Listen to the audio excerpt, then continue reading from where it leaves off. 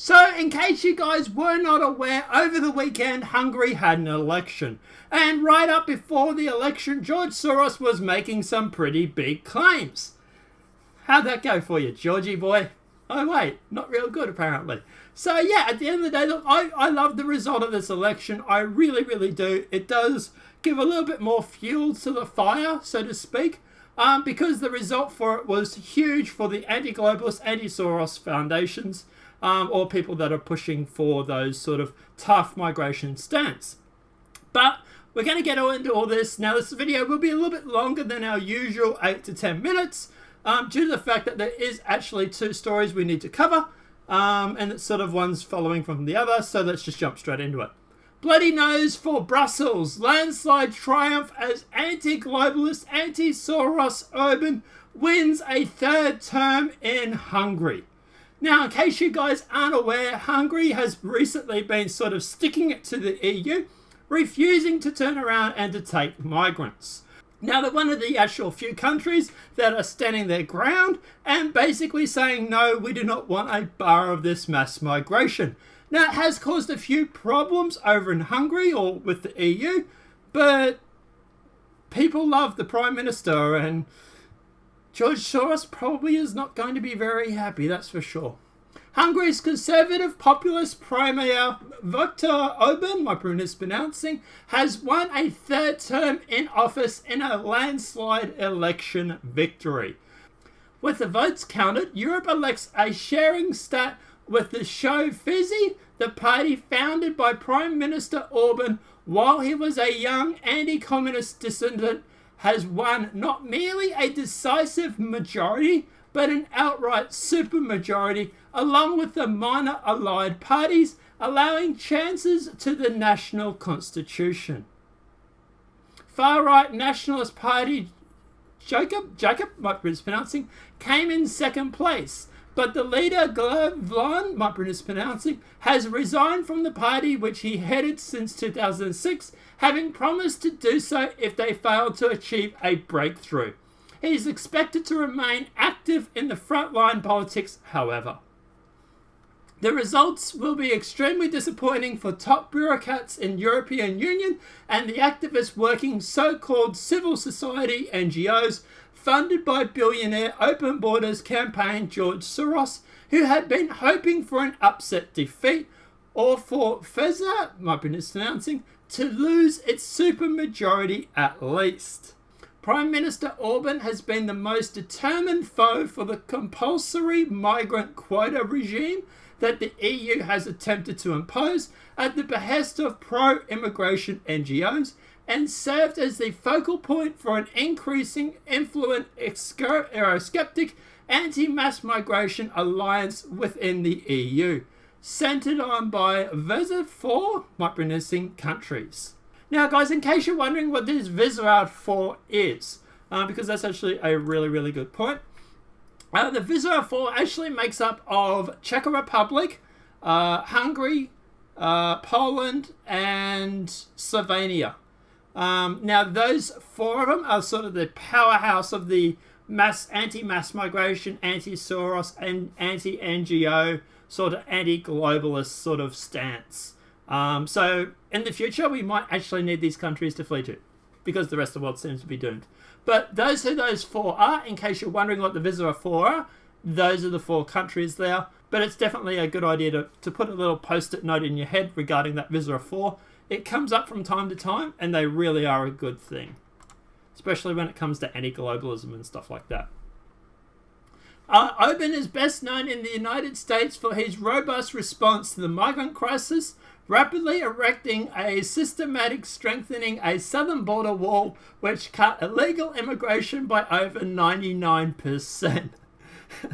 God, I love it. While Western European countries like Germany and Sweden invited all comers with disastrous results. Now, at the end of the day, obviously this is great news for Hungary, and Orban has actually responded to the electoral victory. Now, Orban has actually responded to the electoral victory, saying, we've created the opportunity to protect Hungary. Now, this guy is very much a Hungarian national. He is all for Hungary, very much like Trump is all for America. Well, supposed to be at the moment anyway, we're not talking about that. But he's gone through and addressing the rally of supporters in Budapest Sunday night as the result of Hungary's national elections rolled in. Returning Prime Minister Viktor Orban hailed the vote, calling it a decisive victory. Orban's comments came as the results rolled in from Sunday's election, apparently confirming he would be the leader of the Hungarian government again for the third consecutive term, the fourth in 20 years. Speaking in Budapest, Orban said, quote, "We have won. The high turnout left no room for doubts. The great battle is behind us. We've taken a decisive victory." Alluding to the election campaign in which Mr. Orban's furious party focused on promises to defend Hungary from mass migration and foreign influence, the Prime Minister said, quote, "We've created the opportunity to protect Hungary." Now, the new supermajority enjoyed by Feza means that the government will be able to push through so-called Stop Soros bill. I love it. I really love it. Parliament spokesman Jonas Halsey, I might be mispronouncing, said Monday.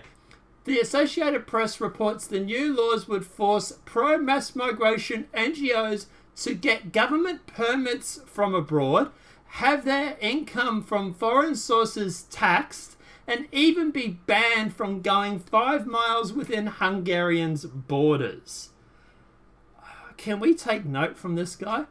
As Breitbart London reported as the results rolled in, the stronger than expected results for Orban will see a bloody nose for Brussels, which has constantly criticised his leadership for refusing to accept EU direct immigration resettlement.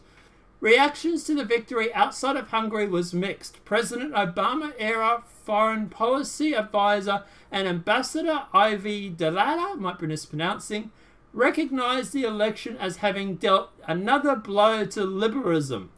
No, it's had another blow to progressivism, but anyway. And called upon European leaders to take action and impose real costs to punish Hungary for voting for Orban. So this is the problem with the EU. Since things don't go their own way, they're very much like a kid spitting the dummy. What I would like to see is Trump, because America is obviously anti-globalism at the moment, well, supposed to be, go through and actually supporting these four.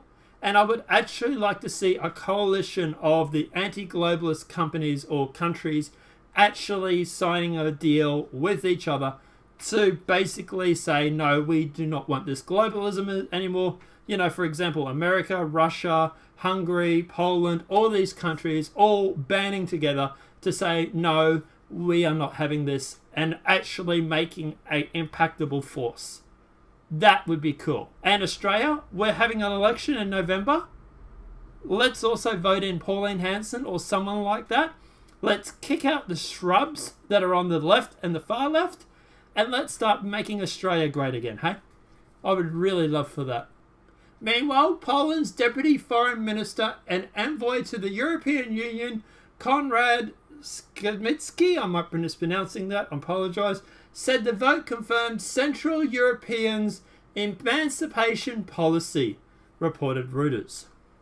Explaining what this meant in practice, Skrzydlewski and his government, a close ally of Orban's Hungary, said it would be emancipation not directed a fight at anybody, but at making Central Europe visibly as very constructive European and European Union partner, rather than inflecting the ambition of those nations not to withdraw from the European Union, but rather to reform it in their own image.